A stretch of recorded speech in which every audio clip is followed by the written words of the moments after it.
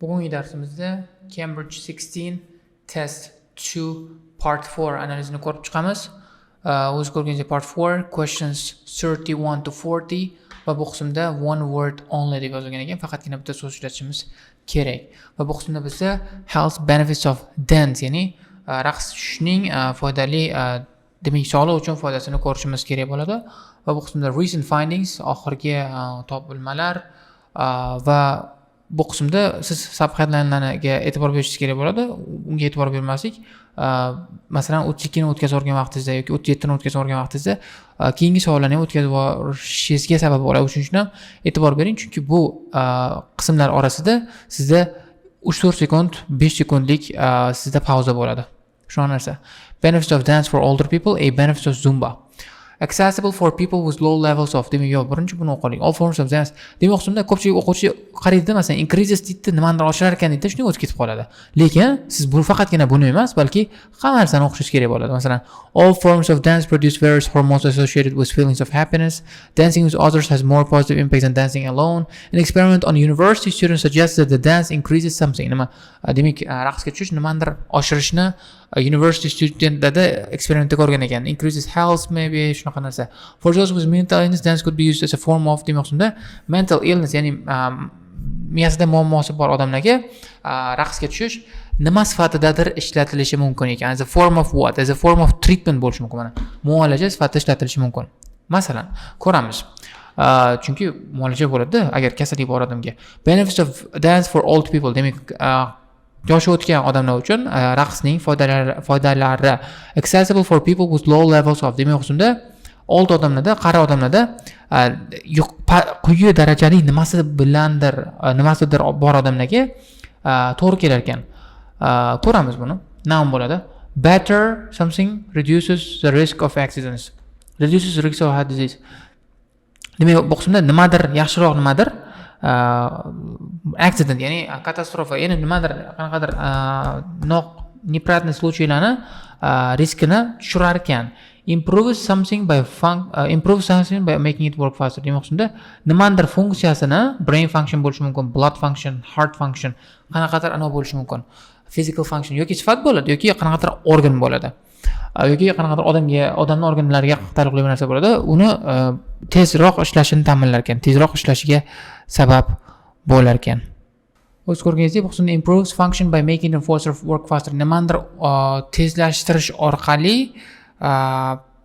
nimadir funksiyasini oshirar ekan. Improves participants' general well-being. Odamlarni umumiy jihatdan o'zini his qilishini yaxshilar ekan. Gives people more to take exercise. Demak, o'qishda odamlarga exercise qilish uchun nimadir berar ekan, ko'proq nimadir berar ekan. Can lessen the feeling of very common in older people. Odamlar yoshi katta odamlarda bo'ladigan qanaqadir chuvstvani kamaytirar ekan. Benefits of Zumba. A study at the University of Wisconsin shows that doing Zumba for 40 minutes used up as many as also quite intense forms of exercise. Demak, o'qishda boshqa eksersayslarga ko'ra o'shancha energiya bo'lishi mumkin. Energiyani olib qo'ygan, sarflab qo'ygan ko'ramiz. Energiya bo'lishi mumkin ko'ramiz. American Journal of Health Behavior study shows that women suffering from benefit from doing Zumba. Demak, nimadandir aziyat chekayotgan odamlar, ayollar, demak bu qismda probably qanaqadir health disease bo'ladi, qanaqadir kasallik bo'ladi, Zumba qilishdan foyda topgan ekan. Zumba became for participants. Demak, qismda ishtirokchilar uchun nimadirga aylangan ekan Zumba. Ko'ramiz. Keling, endi audioni eshitgan holda javoblarni topishga harakat qilamiz. Boshladik. Presentation on the health benefits of dance. First, you have some time to look at questions 31 to 40. Demak, savollarni o'qib olishga ruxsat berishdi. O'qib olamiz savollarni birga bolalar. O'qib oldik o'zi. It's only been discovered recently thing that humans do when Listen carefully and answer questions 31 to 40. Let's go. dancing is something that humans do when they want to have a good time. It's a universal response to music found in all cultures. But what's only been discovered recently is that dancing not only makes us feel good, it's also extremely good for our health. Dancing, like other forms of exercise, releases hormones such as dopamine, which make us feel relaxed and happy. And it also reduces feelings of stress or anxiety. Dancing is also a sociable activity, which is another reason it makes us feel good. One study compared people's enjoyment of dancing at home in front of a video with dancing in a group in a studio. The people dancing in a group reported feeling happier, whereas those dancing alone did not. In another experiment, university researchers at York and Sheffield took a group of students and sent each of them into a lab where music was played for 5 minutes. Each had to choose from 3 options: to sit and listen quietly to the music, to cycle on an exercise bike while they listened, or to get up and dance. All were given cognitive tasks to perform before and after. The results showed that those who chose to dance showed much more creativity with Much more creativity bu demak, ya'ni increase creativity bo'ladi. Creativity. Much more creativity. doing problem-solving tasks. Dr. Lovett at the University of Hertfordshire believes dance could be a very useful way to help people suffering from mental health problems. He thinks dance should be prescribed as therapy to As a therapy. Demak, aslida therapy. Terapiya sifatida prescribe qilish kerak. Therapy. Lekin ikkita savolni ham ko'rmadik javobini. Ko'rib olishimiz kerak. Shuni boshimdan chaqirib tashadi.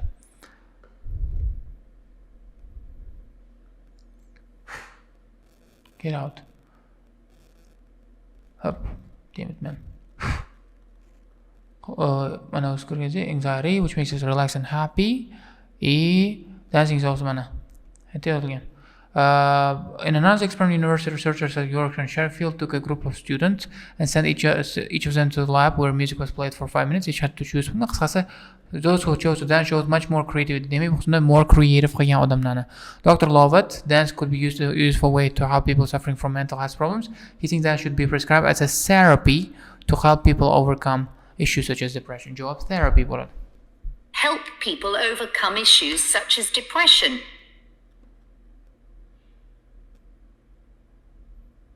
It's well established that dance is a good way of encouraging adolescent girls to take exercise. But what about older people? Older people. Studies have shown that there are enormous benefits for people in their 60s and beyond. One of the great things about dance is that there are no barriers to participation. Anyone can have a go, even those whose standard of fitness is quite low. Even also the qisqasi whose standard for fitness is quite low. The fitness bo'ladi javob. Fitness. Qabul ko'rgancha bu qism javob fitness bo'ldi. Fitnessni men sizlarga o'qib ko'rsataman. Qayerda ekanligini. What about older people? One of the things great is that there are no barriers of participation. Anyone can have a go, even those whose standard of fitness is quite low. Dunyo qismida fitness past odamlar ham bemalol qatnashishi mumkin ekan.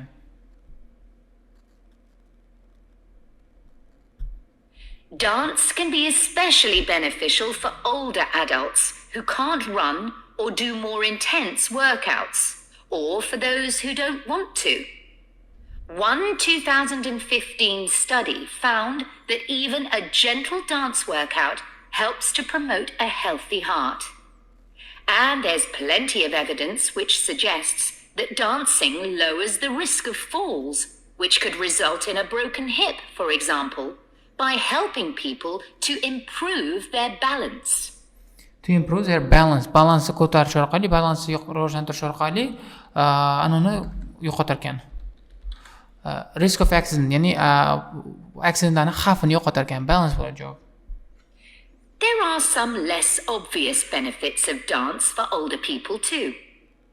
One thing I hadn't realized before researching this topic was that dance isn't just a physical challenge. It also requires a lot of concentration. because you need to remember different steps and routines. For older people, this kind of activity is especially important because it forces their brain to process things more quickly and to it processes their brain to process information more quickly. Javob qismida brain function bo'ladi. Brain functionni kuchaytiradi. Uni tezroq ishlashga majburlash orqali o'qib olamiz. Mana bu qismda balance haqida o'tib ketdi. For example, by helping people to improve their balance bo'ldi. Undan keyingisi esa it forces their brain to process things more quickly to retain more information. Javob qisqasi. Retain more information. Current research also shows that dance promotes a general sense of well-being in older participants, which can last up to a week after a class. Participants report feeling less tired and having greater motivation to be more active and do daily activities such as gardening. Give greater, more motivation to take more exercise, gardening, motivation. Motivatsiya berar ekan odamlarga. Give people more motivation to take exercise. Participants report feeling less tired and having greater motivation to be more active and do daily activities such as gardening and walking to the shops. Job motivation. Or walking to the shops or a park. Ballroom or country dancing, both popular with older people, have to be done in groups. They require collaboration and often involve touching a dance partner, all of which encourages interaction on the dance floor. This helps to develop new relationships and can reduce older people's sense of isolation, which is older people's sense of isolation, the feeling of isolation. Isolation. Isolation. Kings. Huge problem in many countries.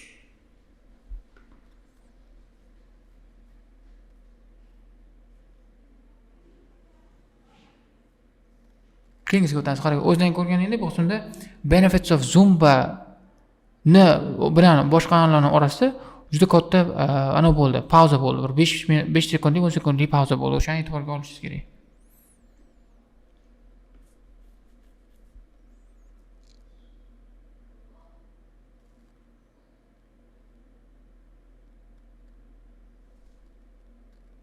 I also looked at the benefits of Zumba. 15 million people in 180 countries now regularly take a Zumba class, an aerobic workout based on Latin American dance moves.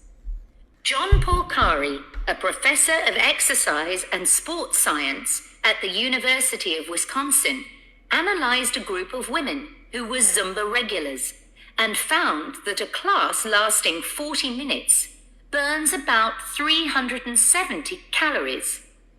This is similar to moderately intense exercise. Calories, what I can job. Calories. Like step aerobics or kickboxing. A study in the American Journal of Health Behavior showed that when women with obesity did Zumba 3 times a week for 16 weeks, they lost an average. Obesity bo'ladi javob. Obesity. Charchadim, shuning uchun tezroq qilishman. Obesity. This helps develop new relations, can reduce older people's sense of isolation. Keyingi javob. Improves regular a class of 100 minutes, similar to moderate intense exercise like steps, calories. Qisqasi javob. Javob calories. Of 1 point. King's Hall. Lost women with obesity did Zumba 3 times and lost an average 1 to 11% of body work. 2 kilos and lowered their percentage of body fat by 1%. More importantly, the women enjoyed the class so much that they made it a habit and continued. It became a habit for participants. Habit. Привычка aylanib qolgan. It became a habit for participants. Qisqasi javob. Shu bilan bu darsimiz o'zini qo'yib ketadi. Yaxshi sifatli dars bo'lmadi. Sifatli dars bo'lmaganligi uchun uzr so'rayman. Keyingi darslarda ko'rishguncha xayr.